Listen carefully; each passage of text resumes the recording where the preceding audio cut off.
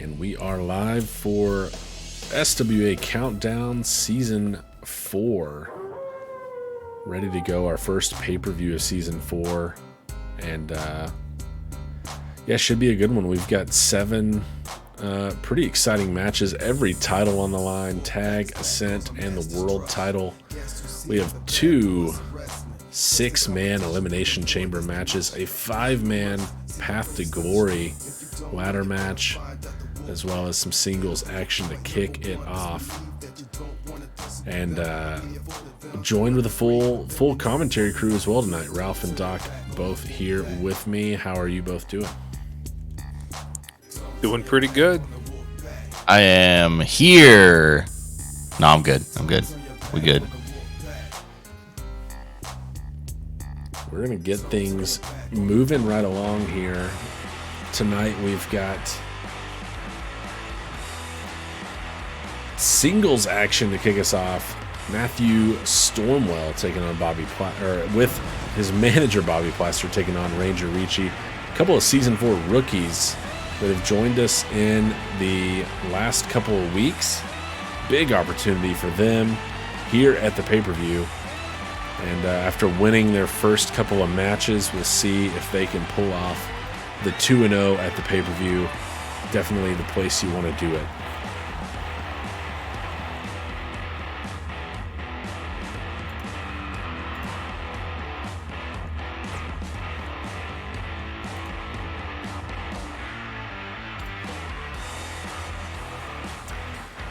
We've seen these two pick up wins in singles matches over the last few weeks. Stormwell came up short last week in that triple threat match to become the #1 contender for the Ascent title. The match was won by DK Jackson. He's going to face the Iranian Juggernaut later on tonight. But we've gotten a second look at Stormwell. Last week was Ricci's debut. Ralph, who do you like in this one heading into the pay-per-view? We've seen a little bit more of Stormwell, but we've seen wins out of both of these guys. I mean, we saw Ricci had a pretty good match with Mason Jones. Mason Jones kind of controlled that early, but then Ricci just took over, and then it was all over for Mason Jones. So we've seen kind of how explosive he is, and certainly we've seen the impressive amount of body oil that Ricci employs on his chiseled body. So similar problem maybe for Stormwell. It's going to be difficult to keep a hold on Ranger Ricci. Yes, slides right in the ring there. Oiled up, super tanned, and obviously never skipping upper body day here. Ranger Ricci, our first entrant here at Countdown. Big opportunity for a couple of rookies. First time eligible for a pay-per-view, getting a match one-on-one, chance to get their name out there and pick up a big win.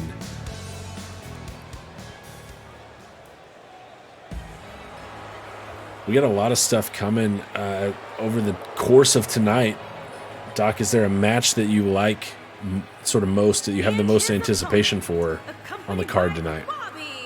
It's tough to say. I've said many times I love a little chaos, and you get a big match with a lot of people in it, and it's just asking for chaos. We have several of those tonight.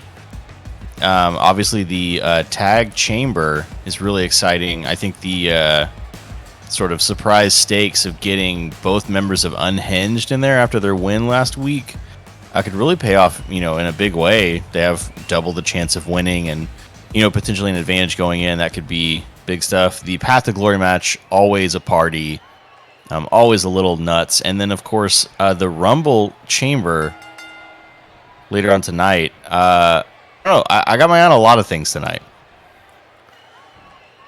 We're starting this thing off. The Star Shooter here taking Ricci down to a knee, locking him up here, and so far kind of just having his way to start this match. Somehow avoiding slipping off of that arm. Yeah, great grasp there. Really, a lot of oil both ways. These two are slippery boys here.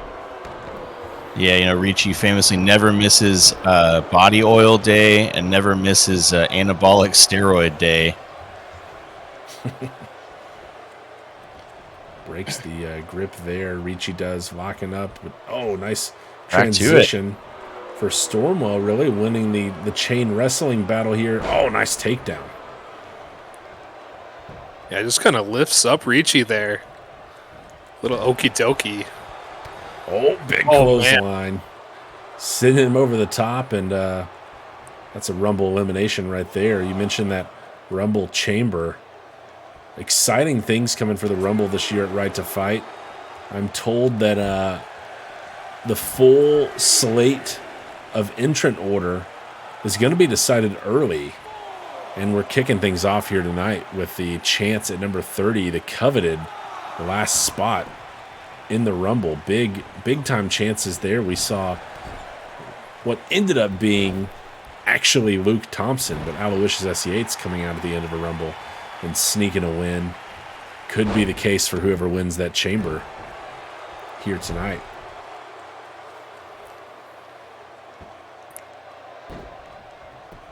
Stormwell with a display of core strength. Bobby enjoying that one there on the side. Just a 1 count, though, on the cover. Yeah, pretty slow and steady for Stormwell. Like, really taking his time. Yeah. Yeah, metered offense. Not, like, going too hard too quick. And really kind of giving Ricci the business here. Nice little cross. Some of these sort of leaping clotheslines, you know, we saw him do kind of the signature. Oh, as he's got the arm trapped above the shoulder in a head scissors. We saw him do the sort of signature Bobby Plaster, a clothesline in the corner. Oh, setting him up, middle rope. Area code kick from Matthew Stormwell, and he's going up top. Oh, what a splash. Big splash. Not quite 5 stars, but I'd probably give it 4. See if he can get 3 here on the cover. No, just a 1. Ranger Ricci was out of that in a hurry.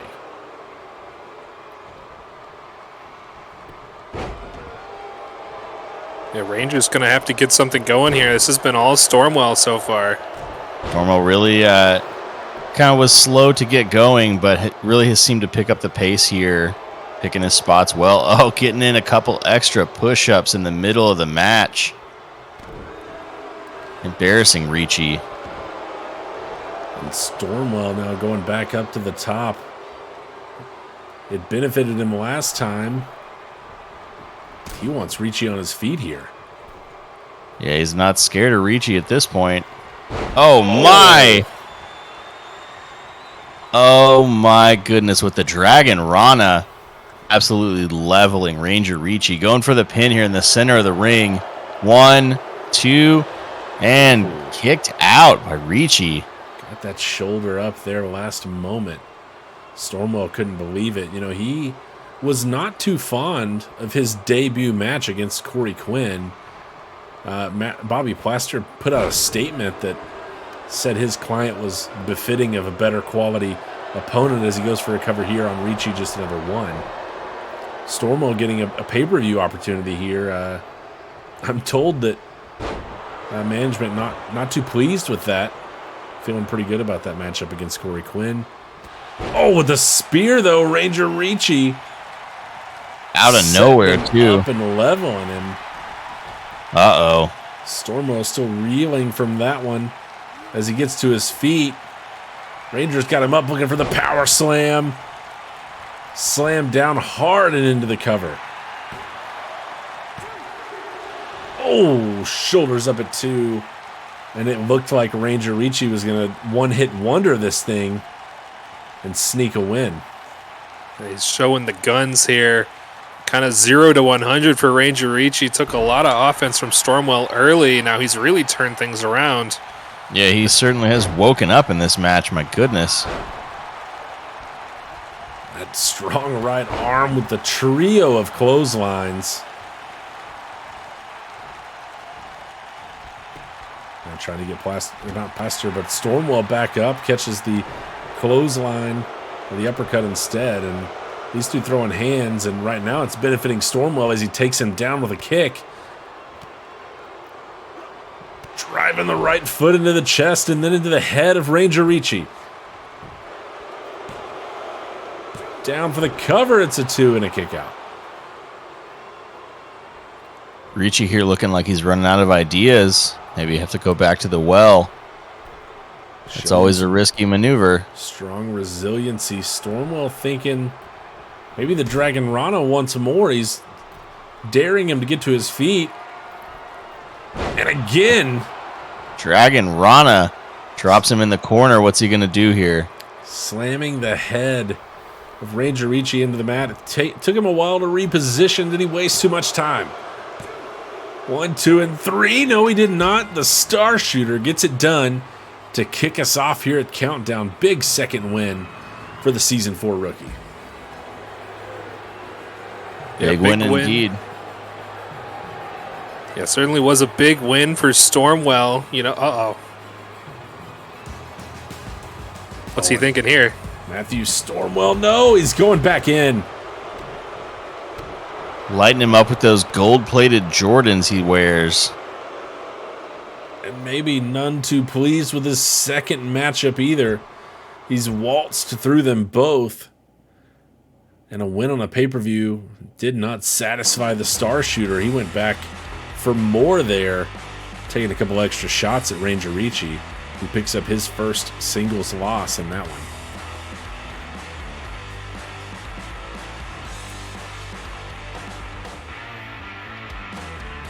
One of the most tame matchups of the night that ended there in a little extracurricular violence before moving us into the first chance at chaos here. Our first of 2 Elimination Chamber matches tonight. This one to become the #1 contender for the Tag Team Championship. And as you mentioned earlier, Doc, Unhinged with their win over Dirty Deeds last week earned the right to submit both of their team members. This could have been Yamaguchi and Triple G. Instead, it's Slate and Onyx Stone, both representing Unhinged. They'll have a 1 out of 3 chance in this one.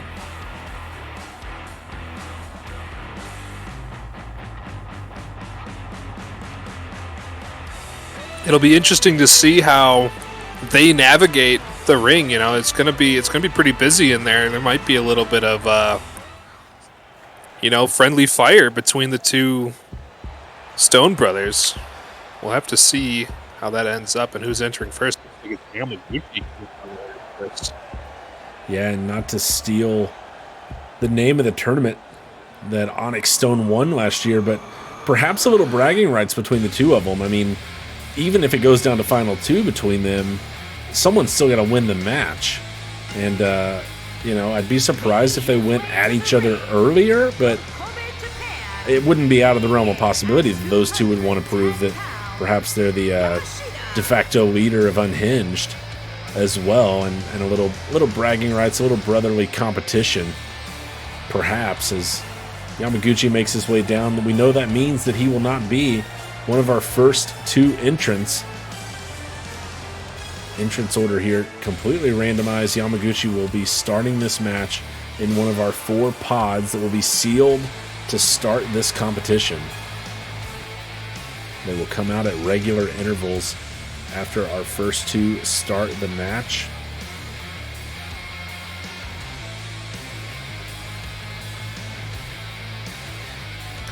Tomio Yamaguchi, of course, representing Dirty Deeds here tonight.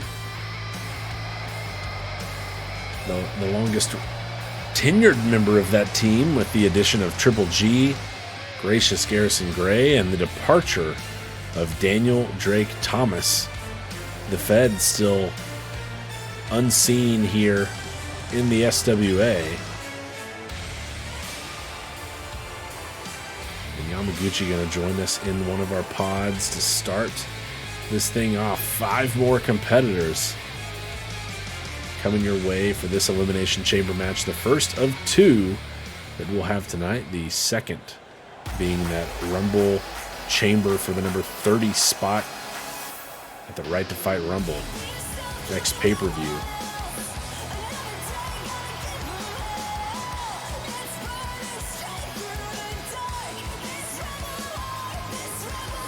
Representing the Quinn brothers, it's Noah Quinn making his way down now to join Yamaguchi as one of the 4 in the pods. This would be a big opportunity for the Quins. You know, they finally got back to the top of the tag division and promptly lost that belt, I believe, to the Barefoot Buddies. There was a really sharp period of time where, you know, the belt changed hands quite a few times between the upper echelon of the tag division, and this would catapult them right back to the top of the line. Big opportunity for the Quinn brothers here tonight. Yeah, they're already the only 2-time tag champions. How about a chance to become 3-time if they can become the number 1 contender here after dropping the belt to the Barefoot Buddies, who then dropped it a night later on 2 Night Stand to Unhinged, Slayton Onyx Stone, and Onyx making his way down as one of our pod entrants as well here in this one.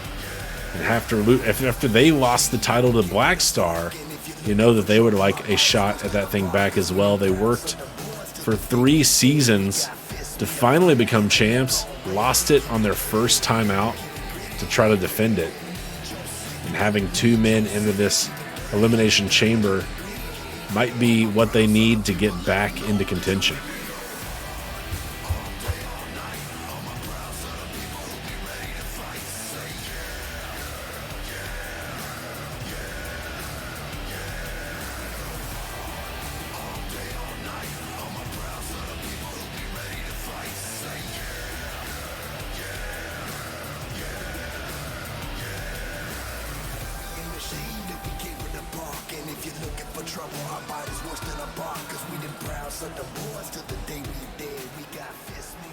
Finally find out who our 4th pod entrant is, and it's Slate Stone, both members of Unhinged. With the lucky draw, they will not start this match. Now, talk about an advantage. You have 2 members of a tag team in the chamber. Not only are they both in the chamber, they're both in the pods. Get to start out the match safe from the initial pair. And depending how the cards fall, you know, they could enter the match second to last and last. Like Slayton Onyx Stone could come in at the very end. So we were talking about how much of an advantage, like even having 2 members in, you know, this is a huge advantage for the Unhinged here. Yeah, and who knows, the later they come in, I mean, we could already have seen eliminations at that point.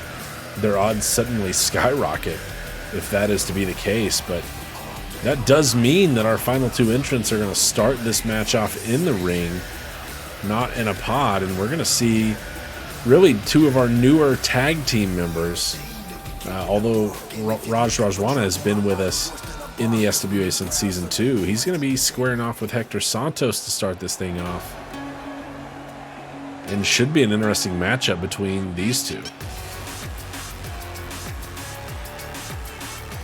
Yeah, the Santos brothers I was going to say took the SWA by storm. They've certainly been around. I mean, they've shown that they're capable competitors. I don't know that they've quite stormed the ranks of the top tier of the tag challengers just yet. But this is, as Ralph said earlier about the Quins, this is a chance to vault yourself right to the top of that ladder. And it's a huge chance for anybody in this match. So if the Santos brothers are going to get away with this, Hector's got his work cut out for him. Yes, starting off 2-0 at the end of Season 3 in the tag division here. Stumbled a bit with a loss to the Fallen Gods early in Season 4, but picked up a win over the Bobby Doubles a couple of weeks back. 3-1 in the tag division. Not too bad at all for Los Tesoros de Tegucigalpa. Hector Santos, the older brother, going to be representing them here tonight. And he's going to be facing off against Raj Rajwana, who's representing the still unnamed and team of Raj and the Lion King Nathan Bogard, who are also 3-1 in tag competition, winning their only match so far of Season 4. And part of their limited appearances has been, of course, because Nathan Bogard has been on a bit of a run in the singles action, and in fact will be in our main event tonight, taking on the Phoenix Diego Mercer with the SWA World Championship on the line. big time opportunity for him, his first chance at the world title. And who knows, his partner here, Raj Rajwana, the Tiger King, could secure them a shot at the tag team championship as well with a win in this chamber match. Yeah, certainly a big opportunity for those two. Tonight poses an opportunity, if Nathan Bogard wins that SWA World Championship and Raj Rajwana comes away with a shot at the Tag Team World Championship, Bogard could be our second, two-time or combined SWA champion, tag and world champion. So a lot of weight maybe on Raj's shoulders, and certainly against competition that some might say is a step above where Raj is at. Raj, always known for working hard in the weight room, but certainly has had a rocky start to his SWA career. Their tag pairings with Bogard has been fruitful, but usually on the back of a Bogard dominant showing. We'll see how Raj responds here in the tag chamber. Do or die for Raj Rajwana. Yeah, 2-6 in singles for Raj, but 3-1 working with Nathan Bogard in tag action. Big chance for him, and could be a huge night for Nathan Bogard as well. Off to a huge start there. Hector getting down to business. A nice reversal there and taking down Raj with a nice drop kick. Raj catches him though. Oh, just throwing him back first into the mat.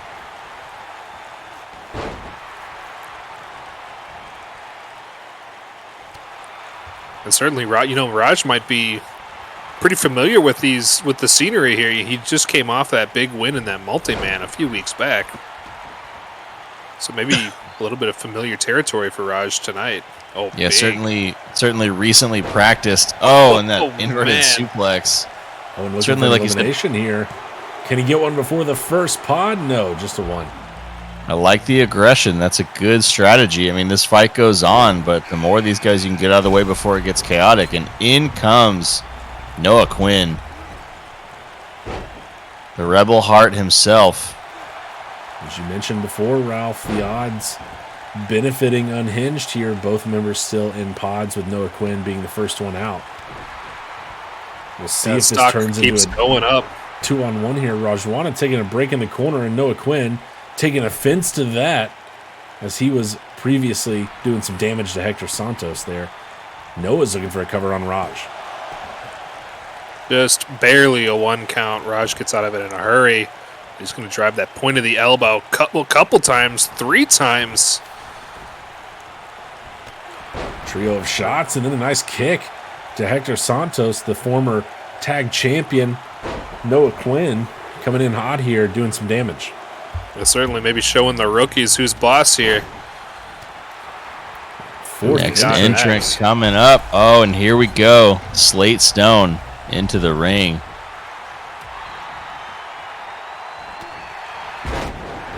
Oh, Noah with a nice slam on Rajwana. Slate going after Hector Santos here.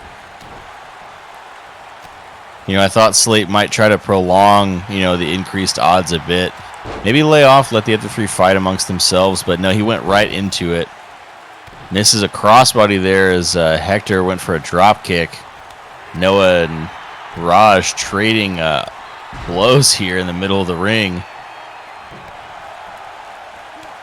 Look at Slate. He's got Hector up in that tree of woe position. Oh man. Drives the knees into the back and turns his attention now perhaps on Raj Rajwana here, who catches him with a strong right. Next entrant coming up. Tomoyo Yamaguchi. Another tag champion joins the fold, and a former world champion as well, Tomoyo Yamaguchi. Just surveying the action, it looks like. Stomps Raj right in the back of his head. I can't feel too good. Oh, and then caught by Noah Quinn. As we still seek our first elimination in this match. 5 entrants in. Onyx Stone, the last to enter here whenever his number is called. Yamaguchi misses the knee lift. Quinn misses the drop kick. Hector Santos just surveying the damage around the ring here. Raj goes into the chamber there. And Slate picks him up and slams him into it as well. Bind first. And meanwhile, Yamaguchi goes off of that pod, off the glass there. Plexiglass, I should say. Pulling off the same maneuver over there to Hector Santos. The environment really coming into play here. Again, Rajwana off the cage. Going for a pin on the outside. They are legal. The Tiger King out. Just a 2. The offense off the cage. Not enough to get it done.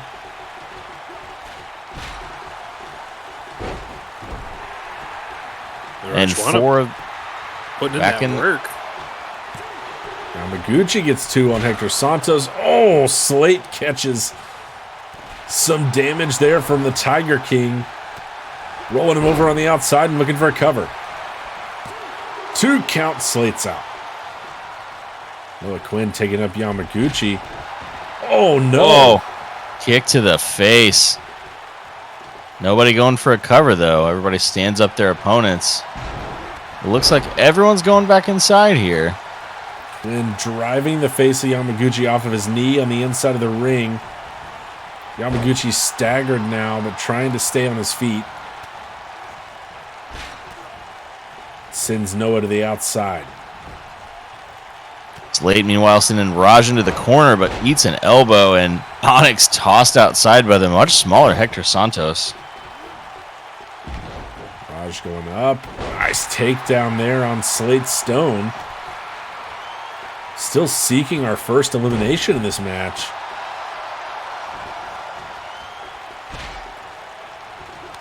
Hector, face first into the pod goes Onyx. You saw that knee lift Yamaguchi hit on Quinn there. Pretty brutal stuff. Looks like those two have been paired off for quite a while. Big drop kick. Well, I thought Slate might go out and help Onyx, but instead he goes back in the ring. Yeah, seeing some tensions there. You know, both of these guys want to work together, but ultimately one of them is going to win. And in fact, trading hands a bit there. Surprised to see this. Slate is going for an elimination. Onyx kicks out. Big power bomb. Look at that. Power bomb from Rajwana. Hector Santos thrown in the ring the hard way. And Slate Stone trying to tap out his brother on the outside. Trouble in paradise, at least in Rockin' Stone paradise.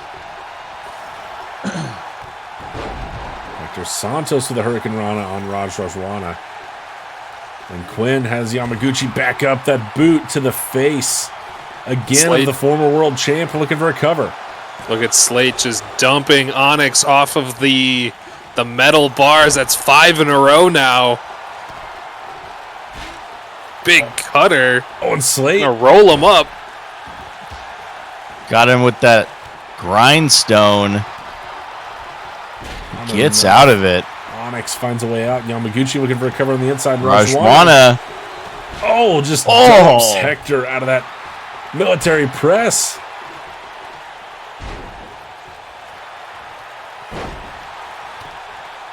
And Onyx had enough of this fighting. And Rajwana gets the first elimination, taking out Hector Santos. Santos lasted a long time, but Superman punch on the inside from Yamaguchi. Oh my, I think Rajwana's head may have caught the corner of the pod there. Could be it for Noah Quinn. 2 count and he's out. 2.5.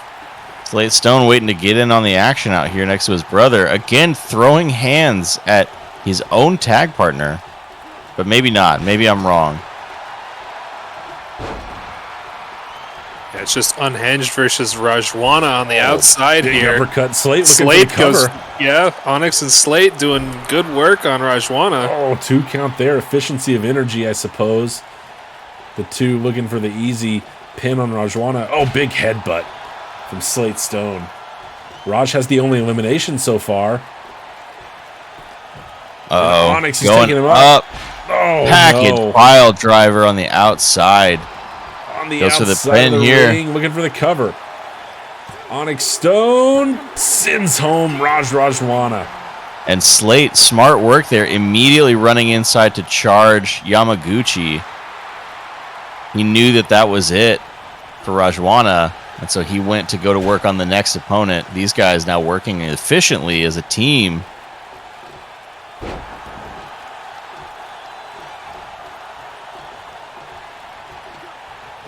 We saw them with perhaps a little friendly competition earlier in the match, but turn their sights now on perhaps winning here. But Slate is up and going to sleep. GTS from Yamaguchi. That could be it for Slate Stone. 1, 2, and 3. He's gone. We're down to our final 3. And just like that, the advantage Unhinged won last week is eliminated. It walks out of the ring with Slate Stone. Now it is every man for himself. 3 of the best tag teams in SWA history. Right here, all single leg tag champions as well. The Quinn Brothers, Dirty Deeds, and Unhinged all represented.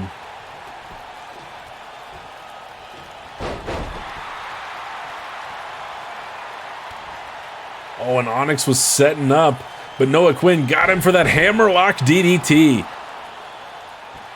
Look at Yamaguchi. Quinn looking tired. It was all he could do to execute that move. Goes for the cover. Ref didn't see it at first. Just gets the hand over Noah Quinn with the elimination of Onyx Stone. And these two have eliminated Unhinged, and now they'll turn their sights on each other. Tomio Yamaguchi and Noah Quinn. Noah Quinn's been in this match. Oh, off the ropes. Just dragged into the ropes there. Quinn has been Superman punch from Yamaguchi, and he's getting Quinn right back to his feet. Big left. Oh, man. Yamaguchi. Back to form for Yamaguchi. Up and go to sleep. Center of the ring. Tomio Yamaguchi, I think he's done it. 1, 2, no! Out at 2.9. 2.9 and change. Gonna do a little crab dance on him. Because Tomio Yamaguchi knows he's in control right now. We'll see what Quinn has for Yamaguchi. Oh. Nothing. Takes the knee. No.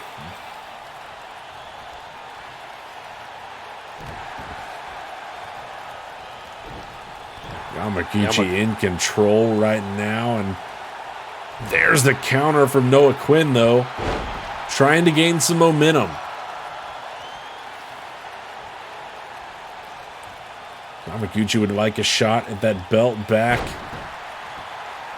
that he previously held with DDT.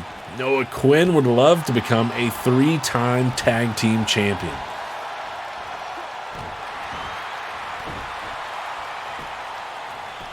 Looking for the cover in the corner. I do not think this is enough. 2 count only. Does get 2, but not nearly enough.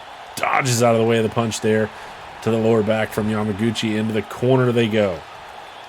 Noah Quinn sending him shoulder first off the pole. Just raking the face with his boot in the corner. Oh, what a kick. What a kick from Noah Quinn. Taking a moment to collect himself, to catch his breath. After leveling Yamaguchi. Maybe thinking hammerlock DDT one more time. Tomio with a reversal. Gets away from it.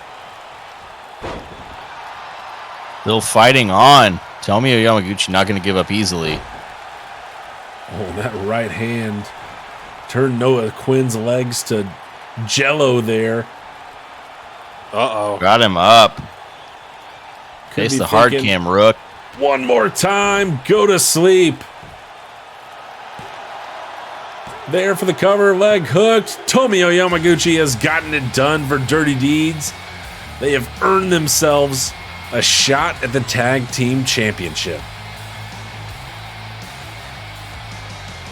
color me surprised, even with all of Unhinged's implied advantage, 2 members in, they both came in kind of late. Onyx came in last. Both were eliminated early, and it came down to Noah Quinn and Tomio Yamaguchi.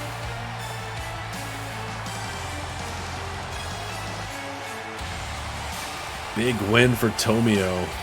He and Triple G will have a shot at the titles, whether that's still Black Star or the Barefoot Buddies after the Tag Team Championship later on tonight. He's looking a little hurt. Tomio, you can see the effect. Indeed, this match is taken on him, but he comes away victorious.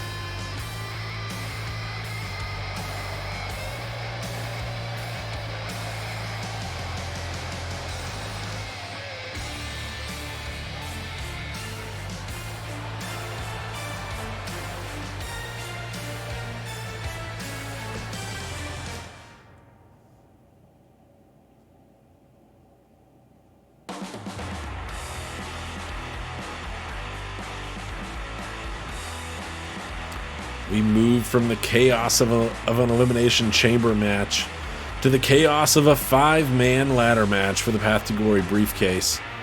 The briefcase, of course, that the owner can cash in for a shot at a championship here in the SWA. And a lot at stake in this match. Painwrecker was the first person to pencil his name in for this match back at 2 Night Stand. Night 1, he lost the World Championship to Diego Mercer. Night 2, he earned a spot in this match. And he's been chomping at the bit to get back at the world title in the Path to Glory briefcase, the shortest route back to the top. He's joined by A-Train Alonzo Howard, Bulldog Russell Nash, Flint Buckshot, and the Crow Eric Draven, a who's who of some of the top talent in the SWA over the course of its full 4-season run. A couple of Season 3 rookies in there, and even a former Rumble winner. Should be absolute madness in this one. We're starting things off with Bulldog Russell Nash, who earned his way into this match last week by taking down Rock Flag and Eagle after winning the Fatal 4-Way the week before to even have the right into that match, winning his qualifier and becoming the 5th and final entrant into this match. Yeah, it was a dominant performance by Nash versus Rock Flag and Eagle. I was expecting a little bit closer match, but Nash really showed he deserved to be here. He dismantled Rock Flag and Eagle in that match. And we'll see how many running Bulldogs he hits in this ladder match, as Flint Buckshot's going to come down second. And his opponent, first, as you were saying, always with a serious look on his face. Kind of seems like he means business. He just sort of walks down to the ring. Not a lot of showmanship, not a lot of pomp and circumstance. Just sort of let's get down to it. And speaking of business, it looks like he just clocked out. He's the working man, as it were. Some say he's just a common man. He put his blue-collar work ethic to the test in last season's Right to Fight Rumble. Season 3 rookie winning the Rumble and earning a title shot. Unfortunately for him, he came up short against Painwrecker, the then world champion. But one of the biggest marks you can have for a rookie resume, coming in and winning the Rumble here in the SWA, put Flint Buckshot in the minds of the fans of the SWA, and another person there as well. A-Train Alonzo Howard making his way down third here. Another Season 3 rookie that has picked up some wins along the way and had some good showings. Sure has, and always has a good spirit about him. Seems like he's never beaten down, never worn down. Maybe it's his music, I don't know, but he's always got a little bit of pep in his step. And I think he really believes he can win every match, which is honestly an admirable quality to have. That amount of faith in yourself is kind of a necessity, because if you don't believe in yourself, who else will? He earned his way into this match with a win over Domino Marquez a couple of weeks back. And he and Painwrecker won the 2-on-2 kind of Path to Glory preview that we saw last week, taking down Draven and Buckshot. Of course, that match was prior to Russell Nash earning his way into this match. So Draven and Buckshot coming in with a little bit of a chip on their shoulder, not winning that match, but it's also every man for themselves in this one. So Howard and Painwrecker's alliance, as it were last week, probably not going to play too much of a role From Detroit, here tonight. Michigan, weighing in at 185 pounds, Eric Draven. If it's one thing the Deadfire members don't really forget, maybe it's their grudges. They hold no punches, so we might see Eric Draven go after A-Train and Painwrecker. We'll have to see how it goes for him. But in a ladder match, anything can change real quickly. We've seen, I can't say I've seen many of these wrestlers in a ladder match. I know Alonzo Howard had that ladder match. I know Russell Nash had his ladder match. It'll be interesting to see how these wrestlers adapt with that ladder match stipulation. Yeah, and Eric Draven, been with us since day one here in the SWA, has picked up 14 wins along the way, as well as a couple of multi-man wins, featured in some tag action along with Deadfire. He's had an up-and-down career here in the SWA. He's featured in all 3 of our Golden Trial tournaments, winning one of them, coming up short in his title opportunity. He would love to get another one, get that briefcase here tonight. And for all of these competitors, perhaps the favorite in this match, making his way down here last in this match, Painwrecker, the former world champion, 22 singles wins, the most in the SWA, was one day shy of tying Tomio Yamaguchi for the longest reign as SWA world champion, and as the most recent person to lose the world championship. No doubt would love to have that briefcase, would love to have an opportunity to cash it in and go for the gold that he believes is rightfully his, having only lost it a mere month ago at 2 Night Stand.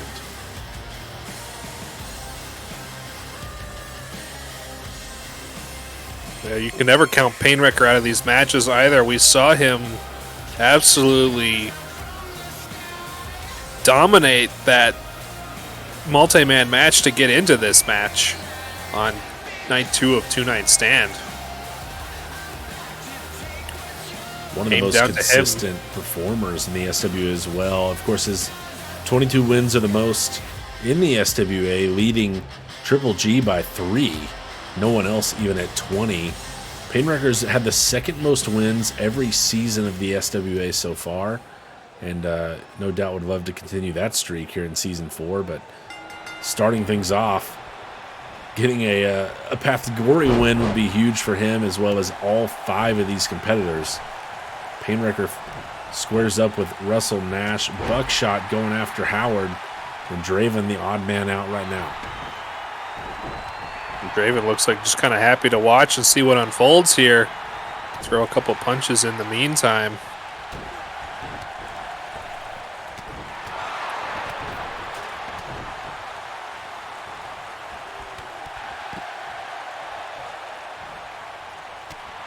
Oh man. This trio of Buckshot, Howard, and Draven just throwing hands in the middle of the ring as Nash and Painwrecker are battling over that ladder on the outside. I think Buckshot dumped off the rope there as well.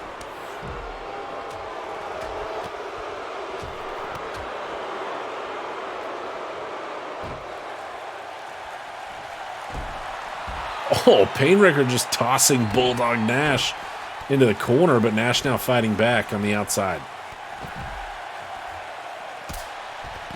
But you could hear that kick from the upper deck. Draven levels Alonzo Howard. Kneeling DDT. Ladder in the ring now. Will it come into play immediately? Who knows? Oh, as Draven picks it up and absolutely decks Nash with it, I guess it will come into play. And slamming the knee and now the ankle of Bulldog Nash. My goodness. Taking a beating with that ladder, courtesy of the Crow.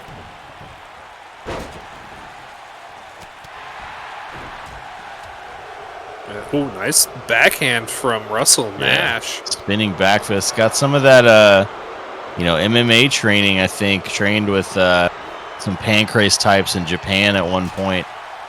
Oh, A-Train thinking about getting the ladder set up, but Draven says, no, sir. That's my job.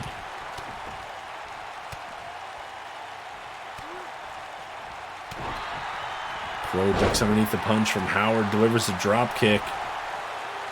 As Painwrecker and Buckshot going at it on the outside.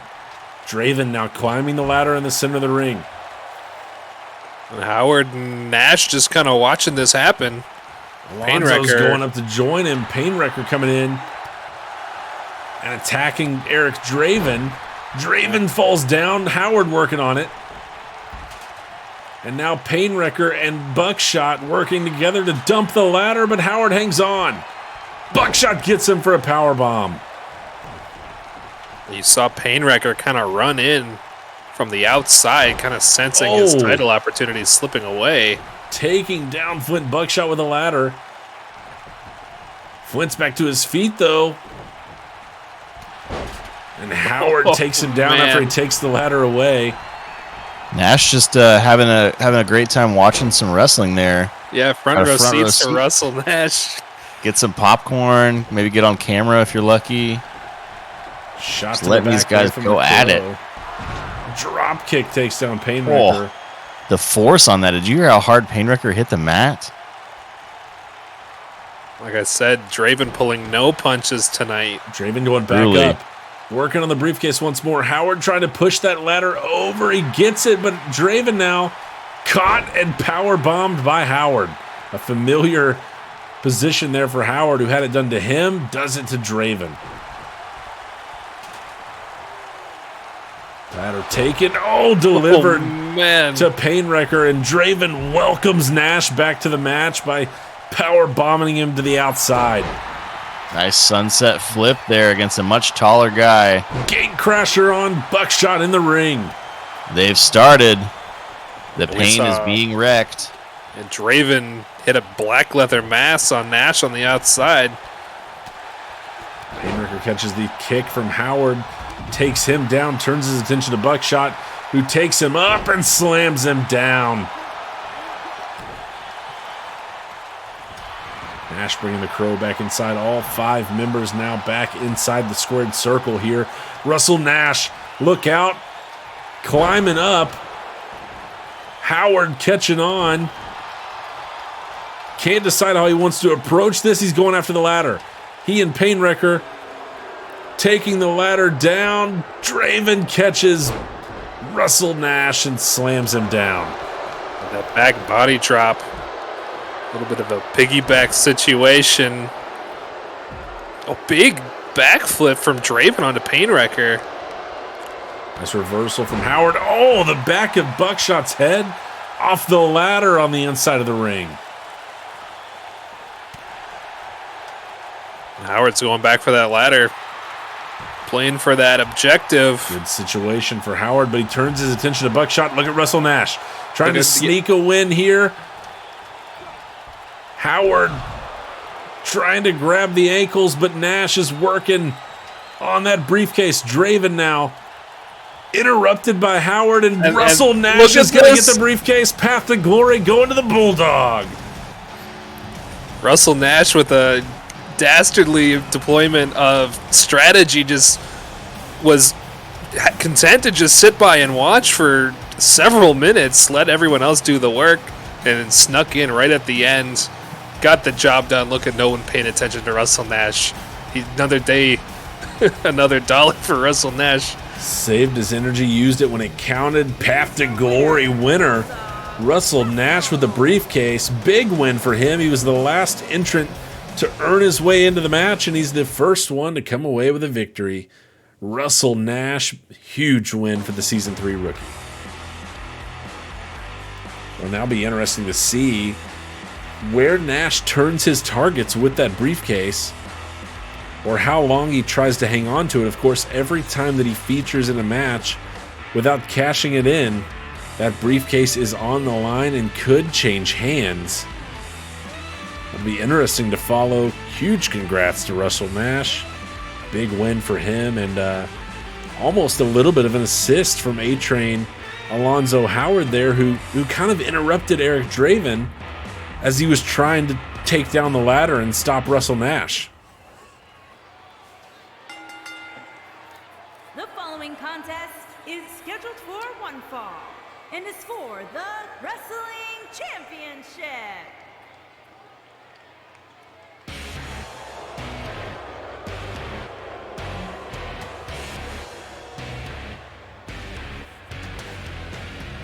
The Ascent title on the line. King DK Jackson taking on the Iranian juggernaut Czar. Jackson earned the right to be in this match last week in that triple threat showdown with Matthew Stormwall, and what was supposed to be Marquain Hughes ended up being El Puma, who really savagely attacked Hughes before the show, forced his way into that match, but it was Jackson who got the deed done, and did so in a controversial fashion, perhaps, going low blows on both of his opponents and getting the win over Matthew Stormwell to earn the opportunity to be in this match. Yeah, we saw in that match several, I'd say, below the belt shots from DK Jackson on his opponents. I don't think that's going to fly here tonight. We'll see how it goes between him and the Iranian juggernaut Czar. Look at that belt straining to stay around the waist of the 450-pound Czar.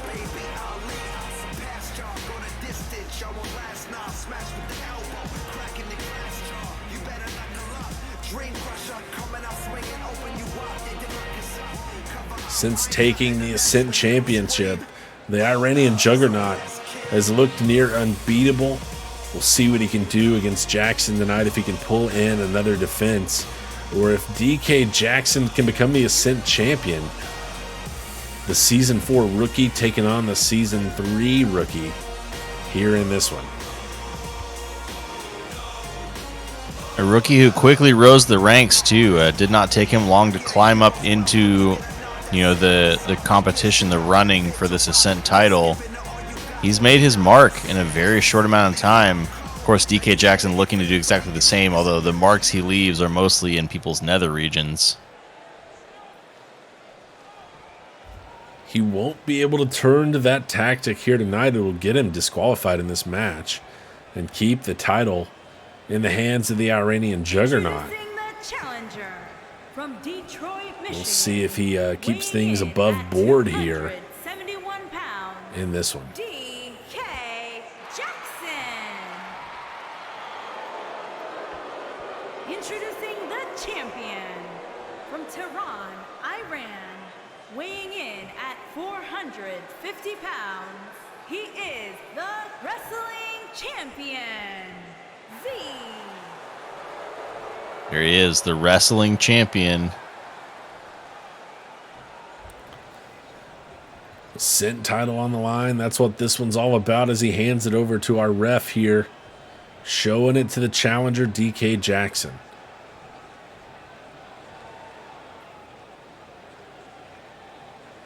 First fall in this one. Singles match 1-on-1. And we're underway with the bell, and Czar goes right to work running DDT. Came out swinging. And dodges the punch and throws the left of his own. Catches the boot there, though. But a reversal from the Iranian juggernaut, who takes Jackson up. Oh, my. Full Nelson choke slam on DK Jackson. Czar is looking to demolish the rookie. Czar with the cover. 1, 2, 3. Oh That's my it. goodness. The Iranian juggernaut just absolutely squashing DK Jackson in this one. Full Nelson choke slam. That's a title defense right there. Get out your Quick work for stopwatches. Czar. Even with, looks like Czar looking for some sportsmanship. You know, DK Jackson said, man, I got my ass handed to me in this one. Just like that, that's how dangerous the Ascent champion can be, taking care of DK Jackson in what could be record time. What a win for the Iranian juggernaut. We'll have to get back to you on how short that one was. You know, we haven't quite had, it's been quite a while since we had a contender for shortest match in SWA history, and that might take the cake. That was very quick from bell to bell.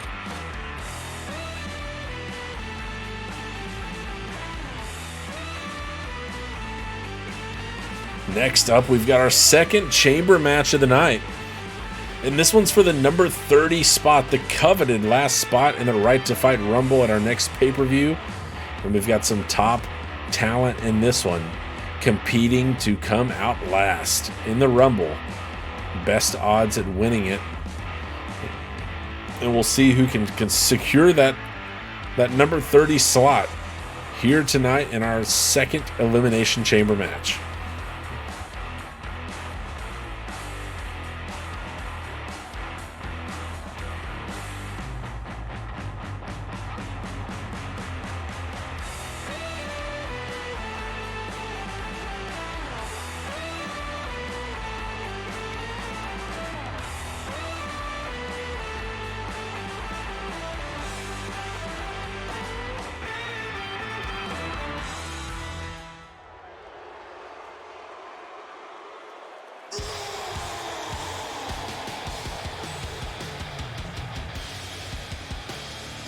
Going a good draw for Warren Wyndham.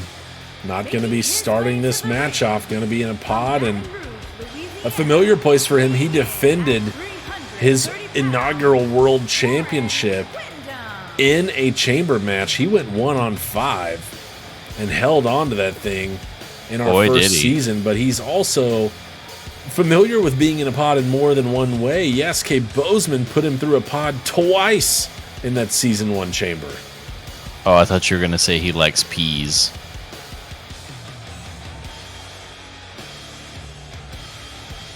Well, he and Pain Wrecker, you know, had that tag team, 2 peas in a pod, both champions.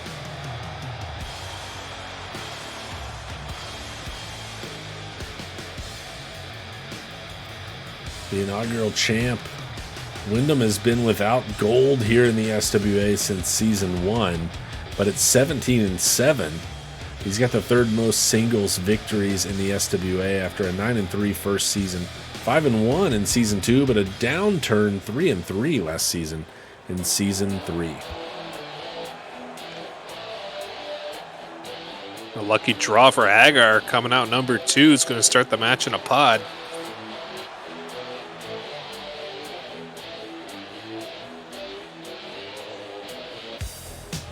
Looking like he feels confident about his chances tonight. I like that from, I was gonna say the young and the new guy. I don't know if he's still new anymore.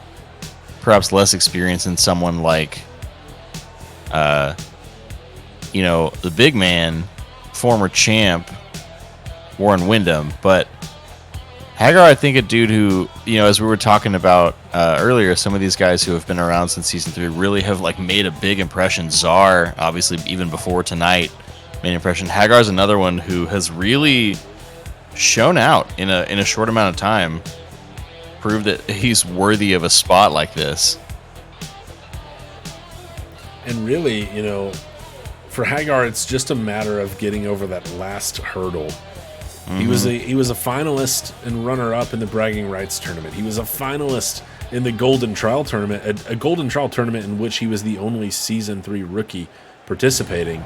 But he's yet to be able to get that last step done and finally secure the victory that gets him that title shot. Being able to come out last in the Rumble would give him great odds at taking home a title opportunity that he's come so close to multiple times before. Yeah, Hagar definitely hasn't finished better than second before. They say second is best, but first definitely is better. This Machine comes down to the ring.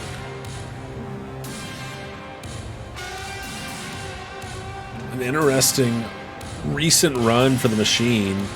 10-9 overall. He started off struggling in season 1, 3 and 6 in that time frame, but a 6-1 season 2 catapulted him up the power rankings and near the top before he found himself pairing off predominantly with Bobby Plaster before his retirement from wrestling as Bobby's last creation, Bobby Omega.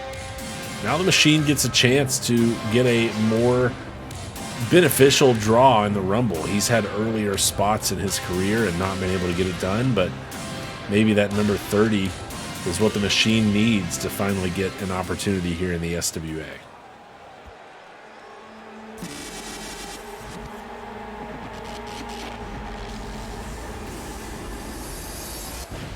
Our last pod member. Do not adjust your dial, as if anyone has dials in their televisions anymore. This is just the voice of infinite dimensions. Void coming down to the ring.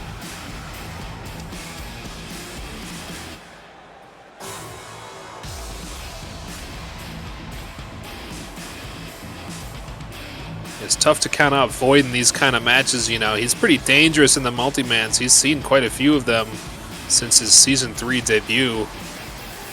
And he's been very good in just about all of them. Certainly the level of competition is going to be ramped up here tonight at the pay-per-view, but tough to count out any of these wrestlers, especially that of Void, one of the tallest wrestler, if not the tallest wrestler in the SWA currently. And for Void, Machine 4-0 in singles action is yet to be beaten, but multi-man is where he's come up short in the past. Could be a little bit of an Achilles heel for him in this chamber match.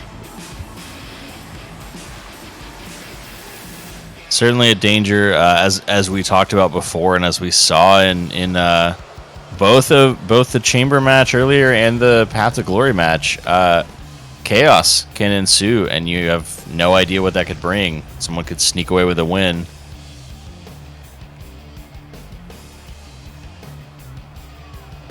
Speaking about adjusting your dial,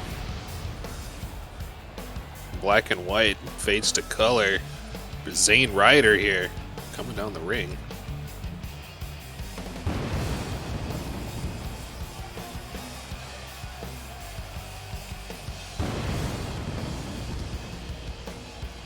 Ryder going to be one of our two to start this match off.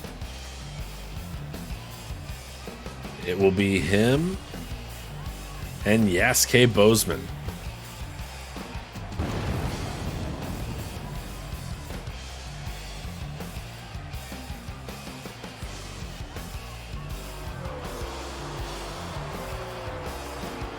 I think this is certainly a big opportunity for Ryder. I feel like Ryder is like up and down pretty consistently. Like sometimes I'm like, oh man, Ryder is doing really good, and then you won't see him for a little while, or he'll have a couple bad matches.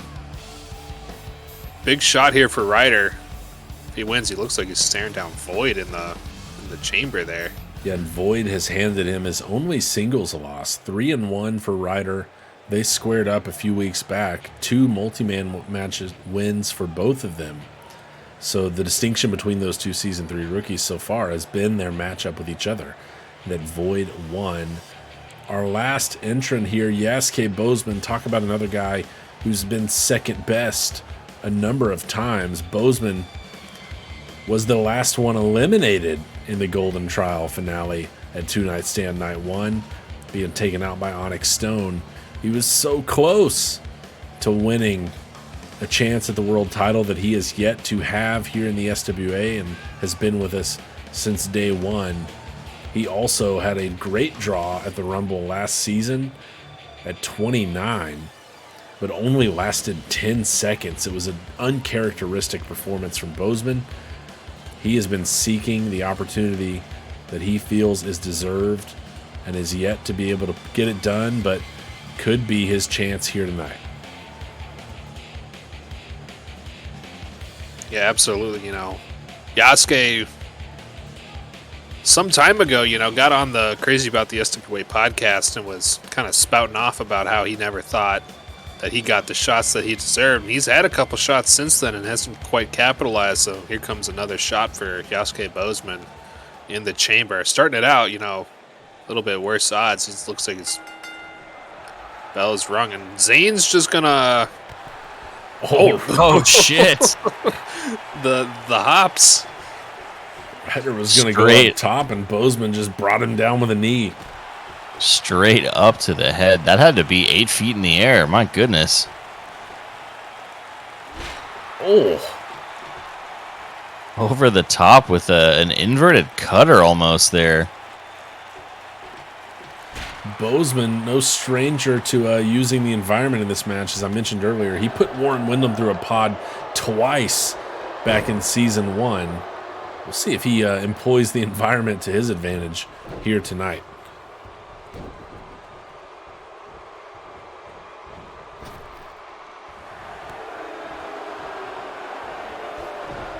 Here comes our first Elimination Chamber entrant. We'll see who it is.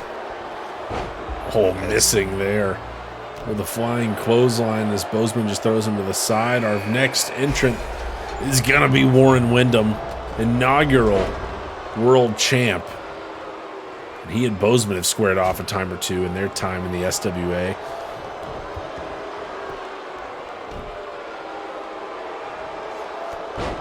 Oh, what a stomp from Windham.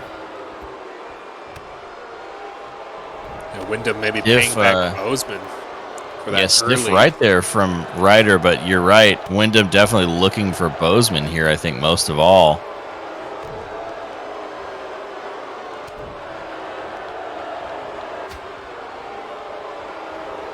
You could hear that slap from the top row as Zane Ryder gets a kidney punch on Bozeman and a crossbody kind of slam. Just a 1 count. Wyndham's just taking a breather here. Wyndham taking sucker punt. Ryder rather taking offense to that. And going up with Wyndham up and over, and here comes Roughneck Hagar. Roughneck gonna tippy toe to get over that top rope, but he's not gonna mess around, throwing Zane Ryder down onto his back.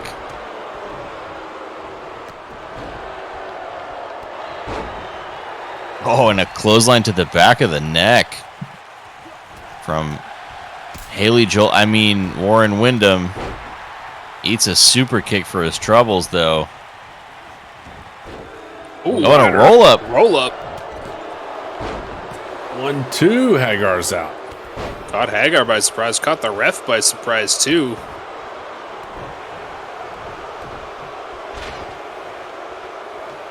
Bit a running knee from Windham there as he takes Bozeman outside the ring. Much less comfortable out there. Oh, and a deadlift power bomb for Warren Windham on Bozeman. And here comes the machine. The emo machine indeed. Ryder with an absolutely thunderous Uranagi. Taking on all comers right here, not really focusing on any one person. Swinging neckbreaker up and over with a little splash. Bozeman introducing Windham to the cage there. Before Ryder gets involved, Bozeman ducks underneath and delivers a clothesline to Zane Ryder as Hagar throwing the machine over his head there. Back inside. Bozeman, seeming to have a bit of a vendetta against Windham here. You have to wonder if maybe he's thinking about putting him through a pot again, but first Bozeman may have to deal with some head wounds. Looks like he got a bite there from Zane Ryder. Our last entrant, Void, enters the fray. Takes a couple of fists from just bitch slaps to Haley Joel Osment there. Jeez.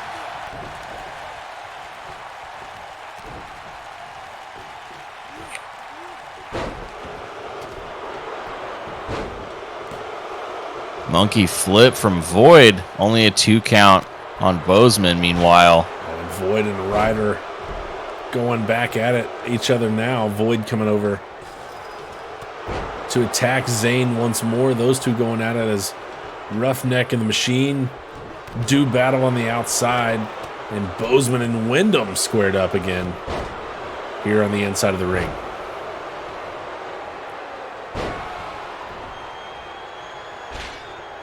Machine and Hagar. Oh, look at that from Zane Ryder. It was like almost a 720 corkscrew something. Yeah, it definitely had a corkscrew in there as well. A lot of spinning, that's for sure. Now Bozeman getting a close encounter with the cage. I think Ryder was And taking a bite out of the hand of Void there. Spine first into the cage goes Bozeman, but he's right back to his feet. Machine headbutting Zane Ryder. Oh, a kick. Super kick to Wyndham and then slams Straight him down. jacket. Had that straight jacket German suplex. Looking for a pin On the here. outside, and can Bozeman get revenge? No, not yet. Wyndham kicks out of 2.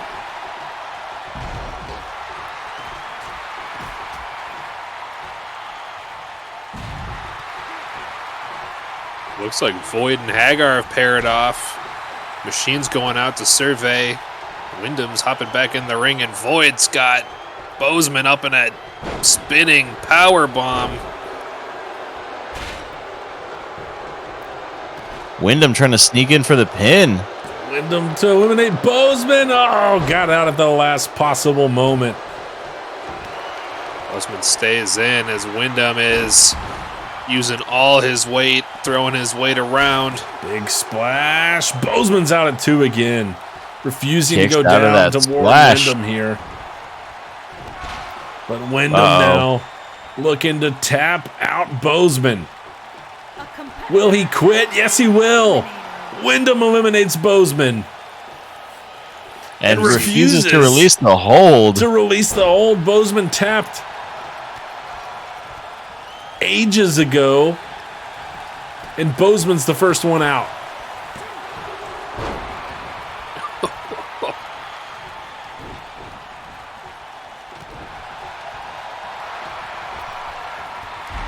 Oh, man. From Void on Hagar. Machine spun him sends Wyndham to around. the outside. And Void, oh, what a knee lift to Roughneck. He's looking for a cover now on the inside of the ring. Is Hagar done? 1, 2, no, kicked out. Hagar lives to fight 0.5. another day. Hagar looking a little haggard. Oh, and he's up Military in military press. press. Knees Oh. to the gut. Gut check. Might be over for Hagar. Ref's right there. Wyndham's looking on. 1, That's 2, it. 3. Roughneck is out. 4 Joining remain. Bozeman, and we're down to a final 4. That includes Void, the Machine, Ryder, and Wyndham. All vying still for that number 30 spot in the Rumble. And the Machine Two looking for a pins cover here. on the outside. Which one's the ref counting here? 1, 2, 3. Void is done. Void is out. That Machine takedown, the big right hand of the Machine. Oh, he was looking for it on Ryder. Ryder got him with a quick jab. Yeah, sort of mocking him with the punches here. Also of note, Ryder had Wyndham pinned for the entirety of the 3 count to get Void eliminated and also an additional 1 count. Plenty of time if the ref had counted that pin first, but unfortunate. And Let's try Zayn again now here. looking for the cover on Wyndham. 1, 2, kicked out. Awful pretty close there yet close. again.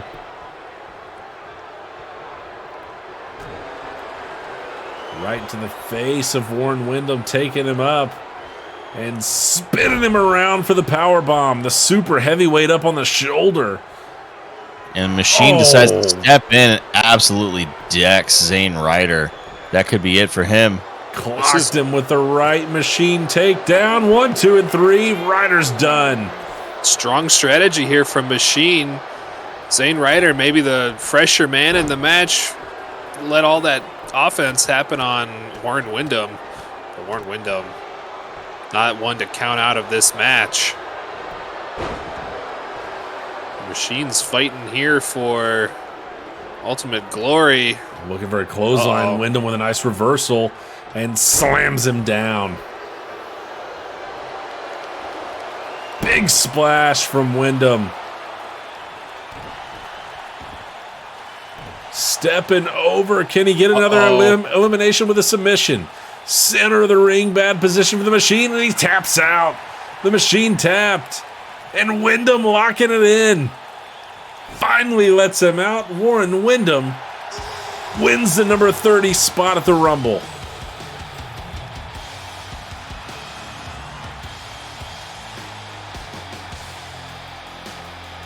What a match from all of these competitors, but Warren Wyndham sealing it with a Steiner recliner. And a win like that for Wyndham, just simple math. He's the final of the 6, taking home the victory, and he's going to come out number 30 at the Rumble. Big chance for the former world champion, who would love another shot at the SWA Gold. We've seen both of our chamber match winners. Wyndham's looking a little beat up here. Same with Tomoyo Yamaguchi earlier. Look at Wyndham kind of limping almost. Warren Wyndham has now won 2 elimination chambers in the SWA, defended his world title in the chamber in season 1. Big win for the big man from Louisiana.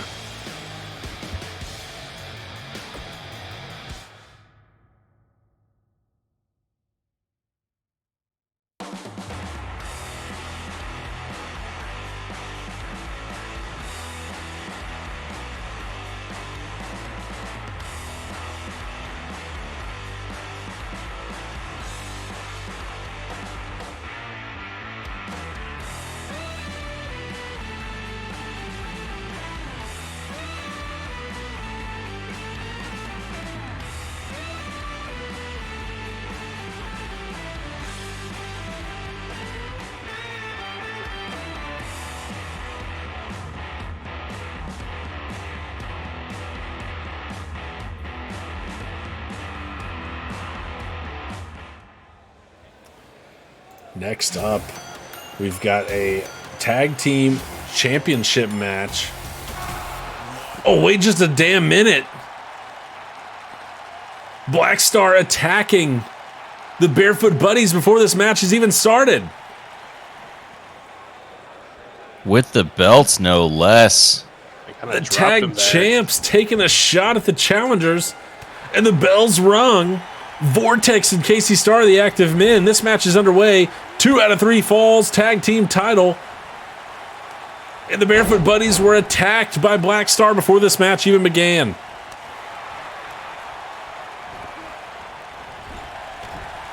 Oh, man. And not to be cast aside in this one, but Casey Starr starting this match for Black Star. The first appearance of him as the leader in this match. We usually start things out with Bastion Black. Yeah, I think an interesting choice. Maybe Casey Starr feeling pretty cocky, having held onto a belt for a little while now. Meanwhile, Eddie Vortex early on seeming a bit fired up.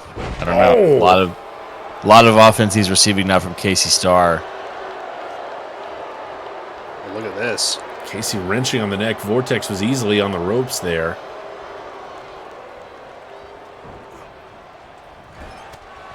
Oh, Bastion took a shot there before the ref had a chance to see that one. And tag made. Bastion Black is in. Here comes the leader in this one. They're going to go tag team offense. Yeah, Batman and Robin of the tag division. Batman in the ring right now. Stomp to the chest of Vortex. Oh, and Bastion Black maybe taking a page out of Warren Wyndham's book here. Looking for a submission on Eddie Vortex. Eddie slips the hold. Not quite enough. Black just throwing Eddie to the ground. Oh, Vortex with a dive. Somehow makes the hot tag despite having to go through Bastion Black. And Sangres in. Sangres took down Bastion a week ago in singles action. Can he do the same here and get a fall in this tag team match? Vortex down on the outside after the tag. Sangres up, around and over. Nice arm drag. Definitely nice tilt-a-whirl arm drag. We see him drop that leg right in the gut of Bastion Black. We'll have to see if Bastion goes back to that submission offense that we've been seeing from him these past couple matches. Been doing a lot of work for them. It does seem to be how Black Star tends to secure their victories on the back, quite literally, of Bastion Black with the submission game. Sangres fighting his way out of the corner, sending Bastion across, missing with the shoulder. It looked like maybe he caught Eddie Vortex there a little bit too. Oh, maybe going for a Spanish fly, but Black slips out of it.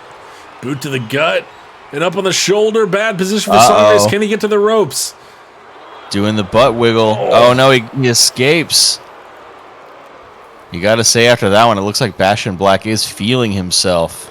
Oh, what an elbow. Certainly in control of this match. And Bastion just staring down the cruiserweight in the corner now. Watching the blood drip from his mask, I imagine. And prepping for who knows what. As soon as Sangres tries to escape, Casey Starr letting him hear it. An earful there. Sangres, nice counter. Flips him over. Crimson knee. Crimson knee from Sangres, and he's going for the cover. Could be the first fall in this one. Ref there for the count. Starr. 1, 2. Shoulders up. Nobody even got in the ring to break up that tag, or that pin, excuse me. Sangres tags Eddie Vortex. Vortex and Bastion Black grabs a hold of his head, though, and is walking him towards the corner.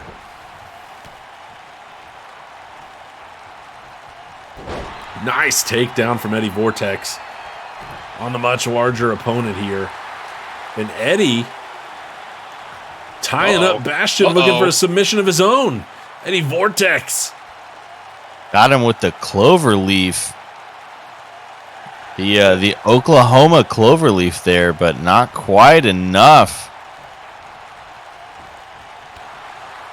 I don't know why they call it that. It's not really shaped like the state of Oklahoma at all, but Bastion Black gets a hold of him, sends him into the corner. Tag made. And here comes the sidekick, Casey Starr, up and over the top. Nice back body drop. be careful how loud you say that. I don't know if Casey Starr would appreciate being called the sidekick. And Vortex working on Starr, though, here, center of the ring.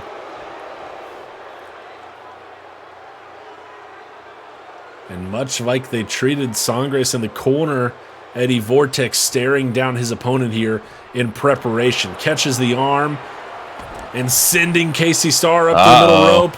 Looking for the pommel horse, and he connects clean. Up high and down hard with a splash. Looking for the cover. Can he get the first fall on Starr? Bastion Black is in the ring and breaks it up. Sangres couldn't get there in time, and then Bastion takes a shot at Vortex and at Sangres. Clutch save.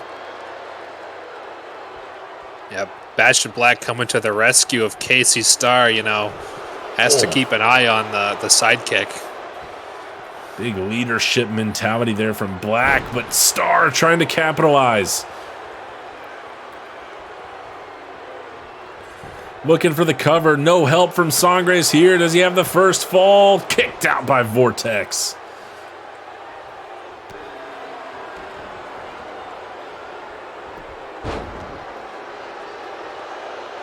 Trying to get Starr to his feet, but countered with a jawbreaker.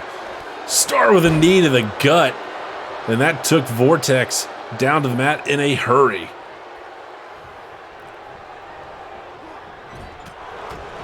A little bit of an extra English from Bastion Black there, too. That clothesline connected, but I don't know if you saw, Bastion got a little bit of a sneaky shot on the back of Eddie Vortex. Nice leg screw takedown from Vortex. Eddie trying to get the momentum back in the Barefoot Buddies corner. Misses the crossbody in the corner, but catches the boot of Casey Starr. Cutter from Eddie Vortex. Big cutter.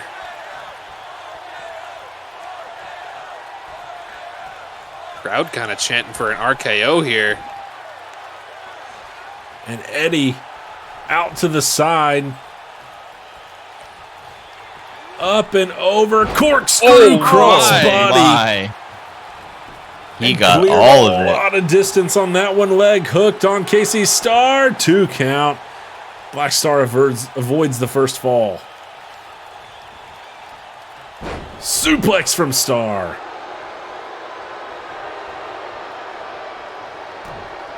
Strong right from Casey, taking him up and over. Vortex lands on his feet. Casey again looking to get in control. Oh, knee to the gut. What do we see Wrenching here? on that arm. He might have that locked in pretty deep. Eddie Vortex in trouble here. Oh, he rolls out. But Starr Casey almost transitions it there, but Vortex gets out of that as well. Looking for a DDT, but Starr fighting out of it.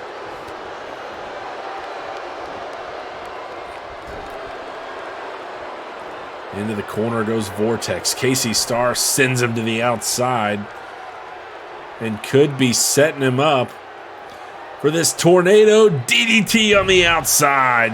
Oh, my. call it a Vortex DDT. Hit it on Eddie Vortex. And through the ropes in the corner, but Eddie showing some heart, fighting back here on the outside of the ring.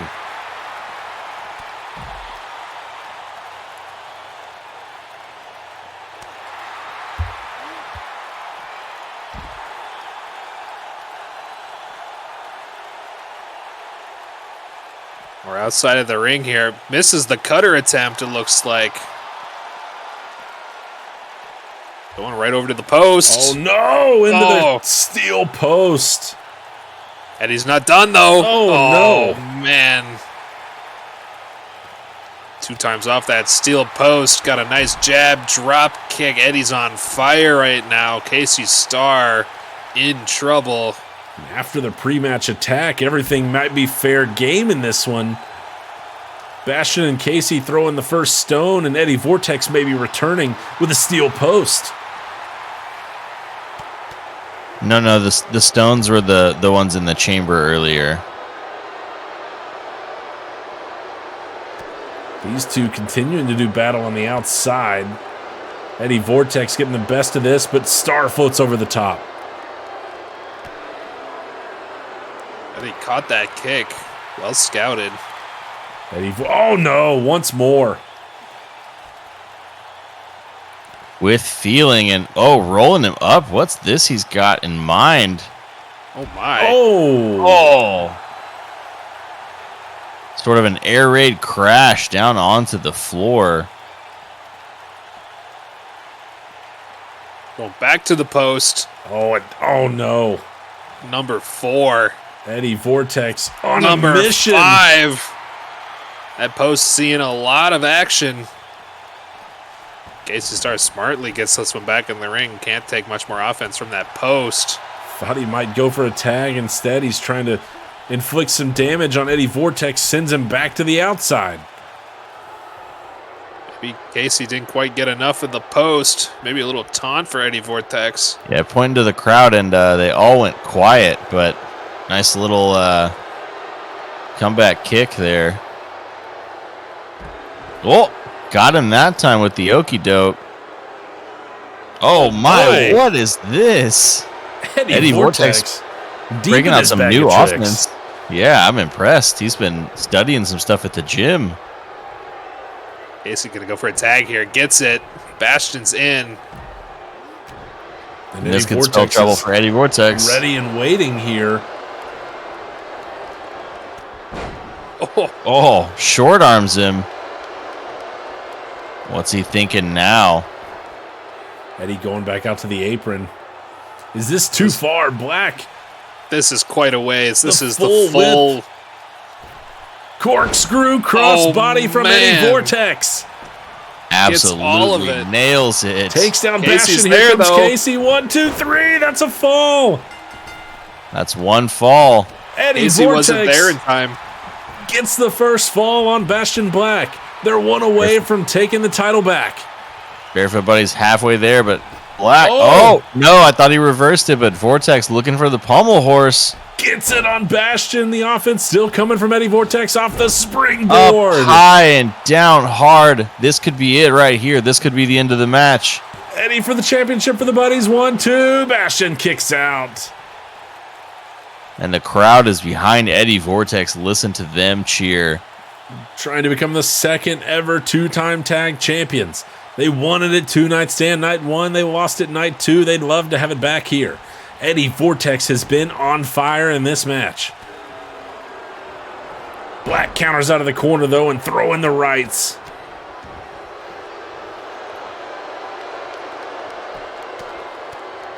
Targeting the face of Eddie Vortex with a piston-like right hands. And Black Star needs to even this thing up in a hurry. Bastion wrenching on the neck now of Eddie Vortex. So close to having back-to-back falls there on Bastion Black. Black somehow got out of the second one. Oh, what a Hurricane Rana. And Eddie is going up top. Black crawling away. Eddie looking for the elbow. Black rolls out of the way.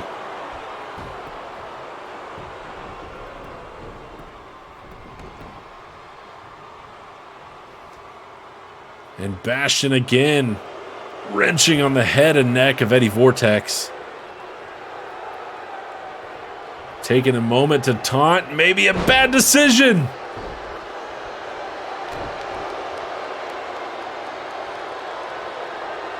Poison Rana from Eddie Vortex trying to get Bastion to his feet. Counter from Black.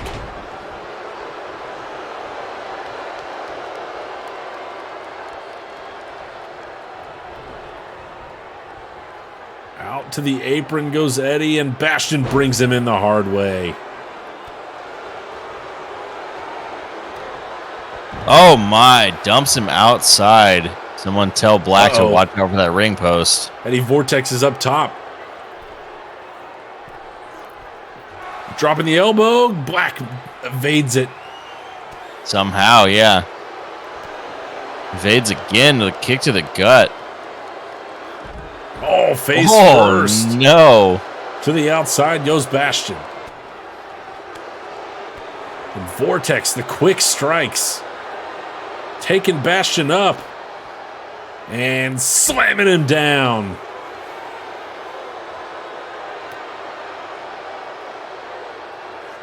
Again, face first goes Bastion.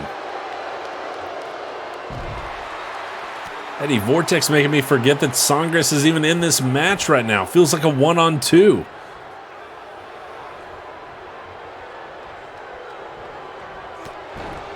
Beautiful counter gets Vortex back to his feet.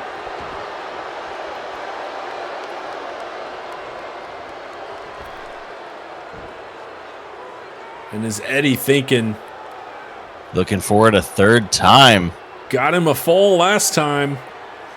Corkscrew crossbody to the top of the head of Bastion Black. It's Trying to get him to absolutely his feet. all of it. Looking for more, but a reversal from Black with the uppercut. And now Black This taking could be up bad Eddie, news. power bomb into the cover, shoulders down.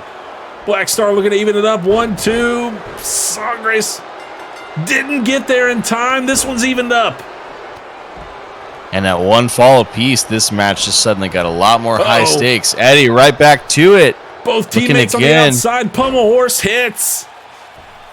This could be his chance. Up high, down hard. Will he go for the pin? Eddie connects, center of the ring, 1-to-1. Nobody there to break it up. 1, 2, and no! Shoulders up for Bastion Black. Bastion Black inches from losing his tag title. Fights out of that pin, looking to control the match, but Eddie still maintaining the pace here. Oh, reverses the power bomb. And the positioning Again. familiar. and Star and Songgrace are both still down on the outside. Vortex looking for the win here. 2-1. Could it be? No, kicked out. Casey Star got back in, but not quite in time to actually break up that pin. Lucky that Black could kick out of yet another pommel horse.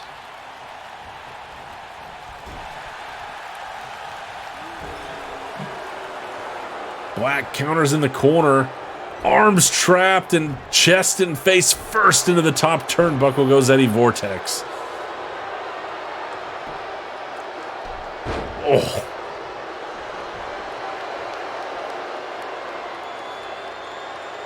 Bastion Black taking Eddie up onto his shoulders. Can Eddie get out of this?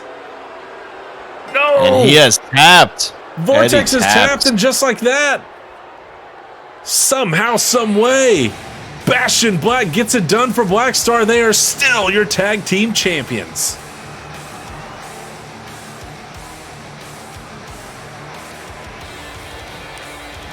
Eddie Vortex throws everything he has at Black Star here, and Bastion Black.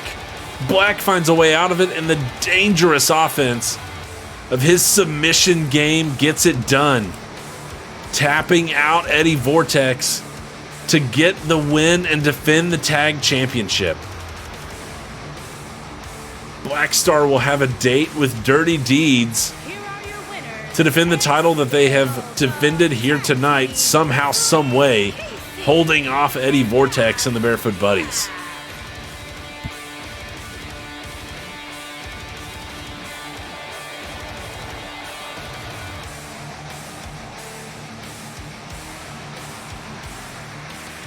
Casey Star at the feet of the man who got Black Star the win. Big time show for Bastion Black. The resiliency on display, holding up against everything that Eddie Vortex had to offer tonight, and defending the tag team championship.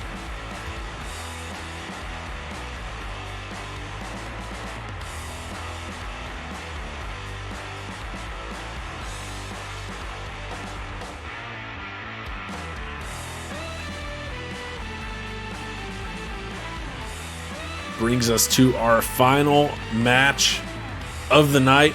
Main event, World Championship on the line. The Lion King, Nathan Bogard, going up against the Phoenix, Diego Mercer. It's Bogard's first chance at the world title. And Mercer looking to defend after taking this title home at Two Night Stand. And it's for the Wrestling Alliance World Championship.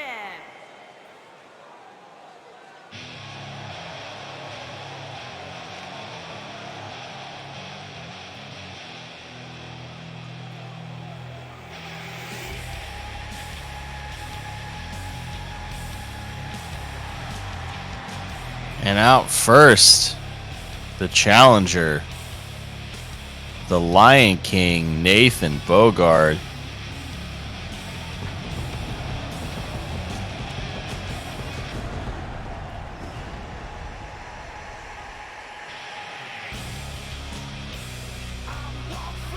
Nine and 6 in singles action, one multi-man win to his name, but after starting his career 1-5.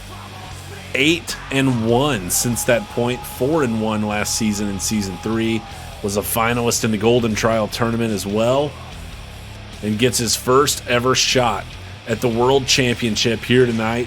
It's been 3 seasons in the making, and he's going up a man who worked just as hard for it, Diego Mercer.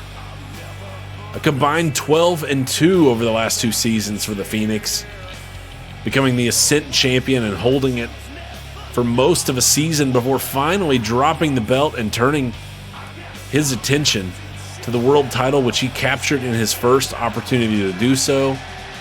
Not going to be wanting to give it up that easily.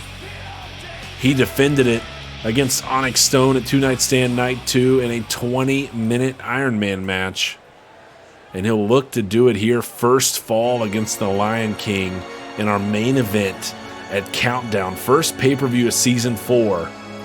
It's the Phoenix and the Lion King for the SWA World Championship.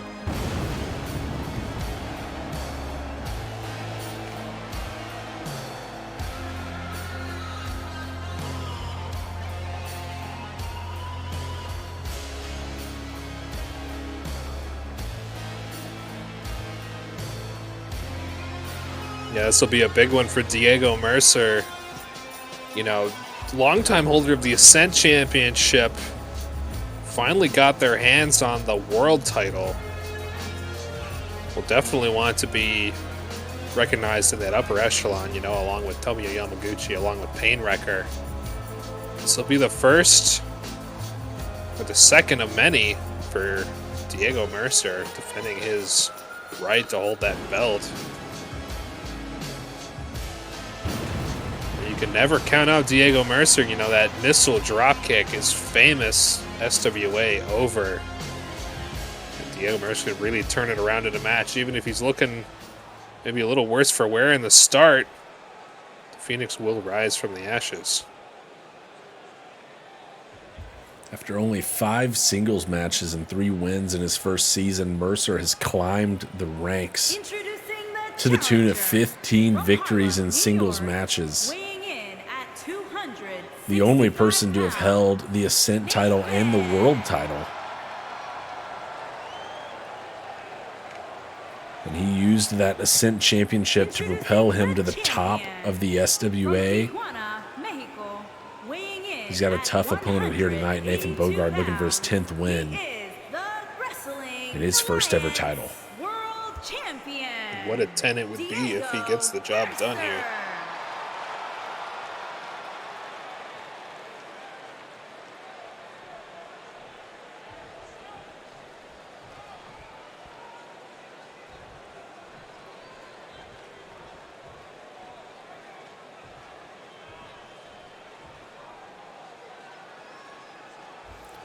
SWA World Championship on the line. What it's all about in this one. First fall main event. The Phoenix Diego Mercer defends against the Lion King Nathan Bogard. These two tie up in the center of the ring. Mercer forcing Bogard back into the corner. The ref's going to get in there and break these two up already. And they'll lock back up. This time Bogard forcing Mercer back up against the ropes, and again we're going to separate these two. A little show of strength from both wrestlers. And Mercer with the first takedown in this one. We are underway. Leg screw takedown, nice soccer ball kick there. We saw the effectiveness of the power submission game from Bastion Black. Bogard there with the belly to belly. Also a proponent of the power submission game. Could see that employed on Mercer. Misses the shoulder in the corner. Yeah, Bogard's entire offense was structured around power and explosiveness, raw strength, kind of harnessed and channeled into particular, attacks. It's been a really successful formula for him. Meanwhile, Mercer, obviously famously part of Deadfire, refuses to die, but beyond that, I think he's a more sort of reactionary wrestler, I guess you could say. I think he does really well feeding off of his opponent's offense and kind of turning it around on them. So an interesting clash of styles here. Have to see if Mercer kind of ends up on the back foot or if he's really going to control things. Using the nice turnbuckle to flip. Effect. Showing he's not the world champ for nothing. Diego Mercer working the legs of Nathan Bogard. If he can eliminate the vertical base of his opponent, take away a lot of that power. But Bogard brings him back from the apron into the ring the hard way, looking for the cover. Not sure if that's going to be enough, but it's the first pinfall attempt. Just a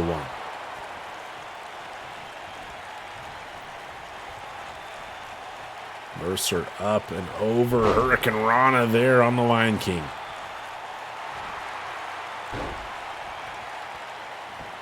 Mercer now looking for submission. Arm bar on the left of Bogard. Bogard slips the hold, throws the right to break it up. Maybe a little surprising from Diego Mercer, not known for his submission game.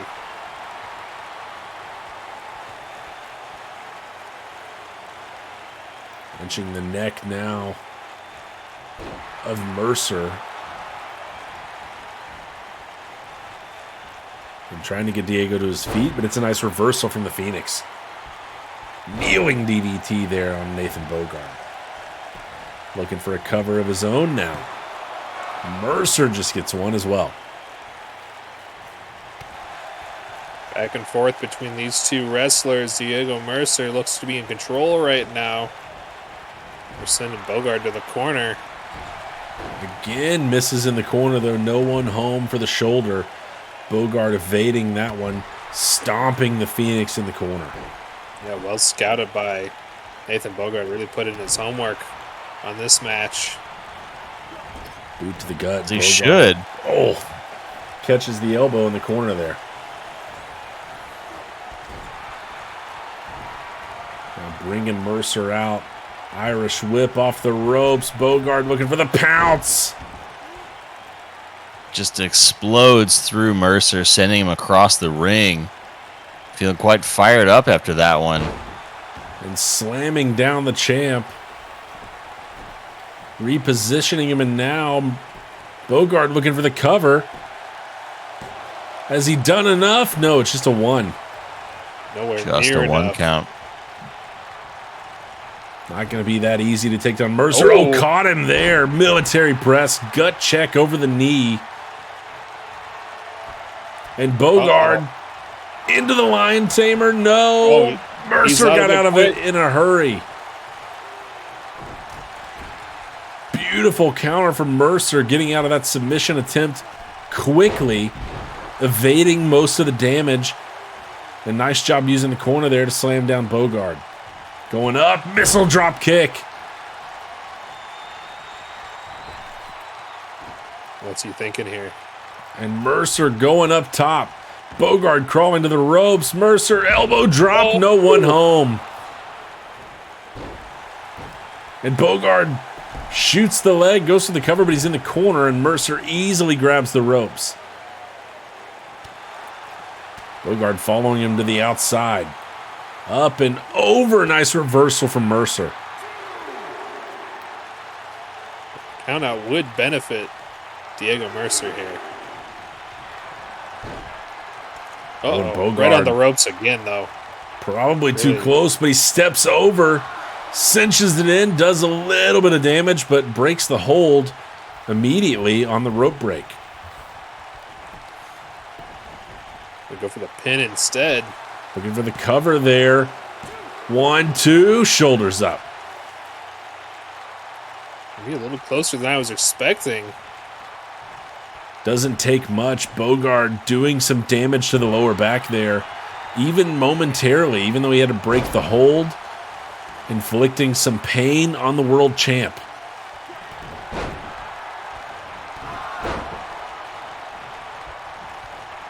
Trio of clotheslines, including a leaping one there to cap it off from Nathan Bogard. He's got all the momentum right now. Can Mercer do something to turn this thing around? We know the resiliency's there, but he's got to get some offense going. Bogard sending him off the ropes once more for the pounce. He's setting something up here. Mercer getting to his feet. Bogard was going for the submission. Great counter into a DDT from Diego Mercer. Oh, basement drop kick right into the chest of Nathan Bogard, who crawled into that corner.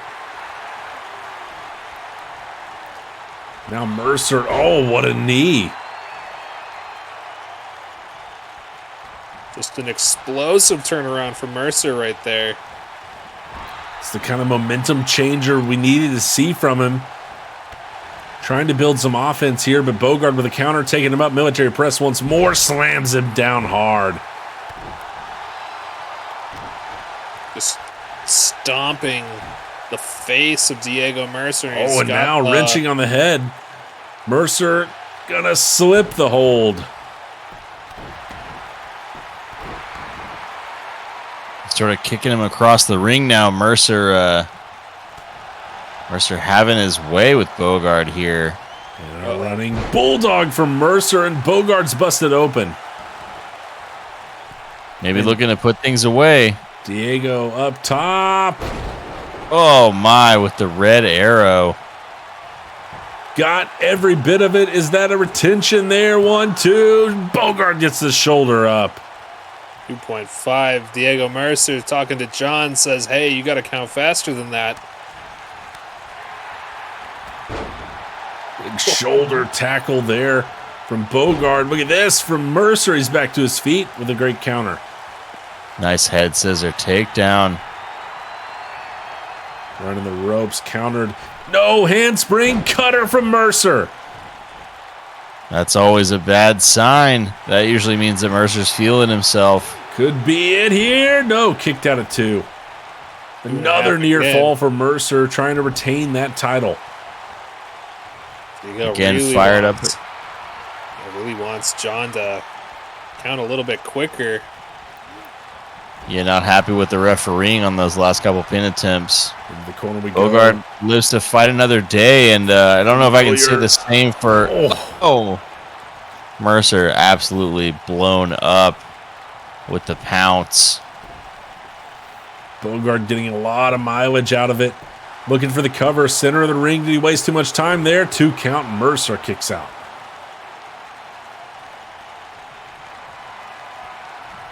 Bogard now setting up, center of the ring, better positioning this time. Last time it was countered. Grabs the legs, the takedown. Trying to step over. Into the lion's den goes Mercer. And look at him roll out of it immediately. Oh, countered, he's got the shoulders down. Mercer, no, 2 count, Bogard's out. Diego Mercer turned to that submission, got out of the lion's den, and nearly won it. Uh-oh. To the outside, oh, misses. No. Tried to drop the knee, Bogard was not there. The Starman special from Diego Mercer, top rope to the outside. Nothing but air. Both men back inside the ring. Bogard taking Mercer up and just tossing him to the side. Big uppercut. And up once more. And look at the strength of Nathan Bogard. Big stalling suplex. Got some squats in there as well. But Mercer's back to his feet with a missile drop kick.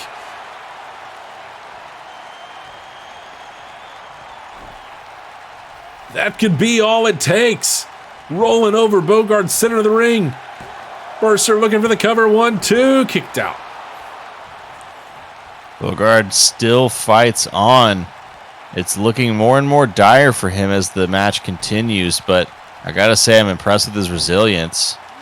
Boot to the gut, sunset flip from Mercer. The resiliency from the Phoenix, not terribly surprising. The offense is building his way now, the momentum. Bogard gets to his feet. Oh, not sure if that was a good decision. I think he maybe tried to catch it. Didn't quite get there in time. Uh-oh, what's this? Bogard, up and over goes Mercer. Hard impact on the mat there. Bogard's really feeling it. You can see he's wincing in pain. Blood coming down his forehead from that running bulldog earlier. Taking a moment to collect himself here. Now trying to get back on the offense. Oh, nice kick by Mercer. Diego trying to get Bogard to his feet and does. Strong right to the face of the challenger. Kicks him into the corner. And Diego Mercer is setting up Nathan Bogard. And I think I know where he's going. Oh, no.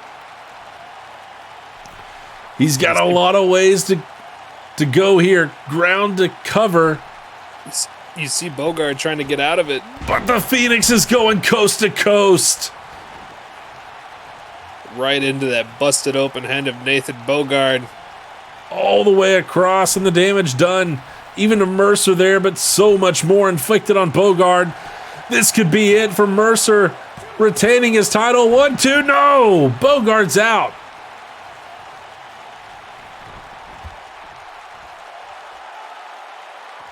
Diego's not done with the top rope antics, though. Oh, my. And Bogard with a quick reversal. Must be operating on pure instinct at this point. Yeah, that predatory instinct. He's like Turok out here hunting dinosaurs, or phoenixes in this case. And Nathan, when he's operating on instinct, you know what he's going to, the pounce.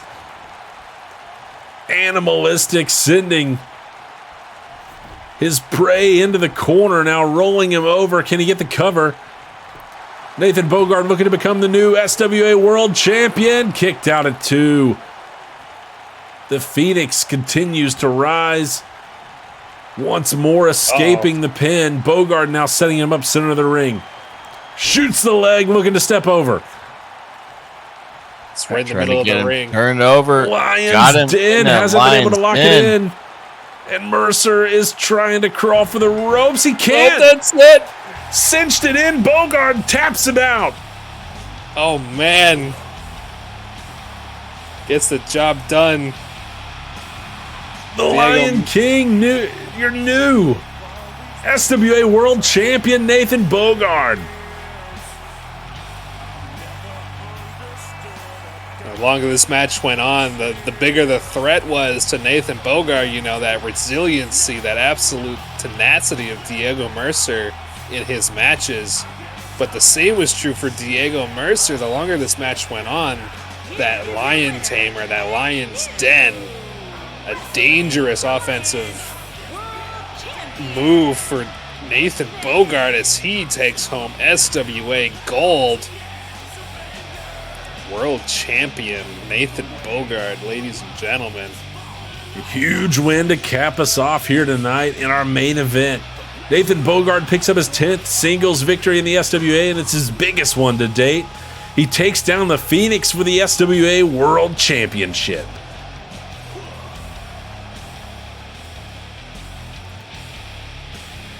Huge night for us here in the SWA. Matthew Stormwell kicked us off with a win. Tomio Yamaguchi won the tag chamber, securing a chance for Dirty Deeds to face the tag champions, which was a defense by Black Star here tonight, taking down Barefoot Buddies in a 2 out of 3 falls match. Bulldog Russell Nash pulled out the Path to Glory briefcase from that 5-man ladder match. The Iranian Juggernaut may have set a record for quickest win here in the SWA with a decimation of DK Jackson. Warren Windham with the big win, securing the 30 spot in the Royal Rumble in our main event. As you just saw, the biggest match of the night and the biggest win for the Lion King Nathan Bogard, taking down the Phoenix Diego Mercer, who claimed that title with 2-night stand. It now belongs to Nathan Bogard, the Lion King, the champ here in the SWA. Thank you all for joining us here tonight, and for those that catch it after the fact, we'll see you next week for more SWA action, episode 55. We keep rolling right along as we prepare for Right to Fight and the Right to Fight Rumble. We already know that Warren Windham is coming out number 30. More news on that in the coming days and weeks, as well as another special event that we'll have in between pay-per-views this time around. Last season we saw the Bragging Rights Tournament. Should have something interesting in store once more here in the SWA. We'll see you next week, and have a good one.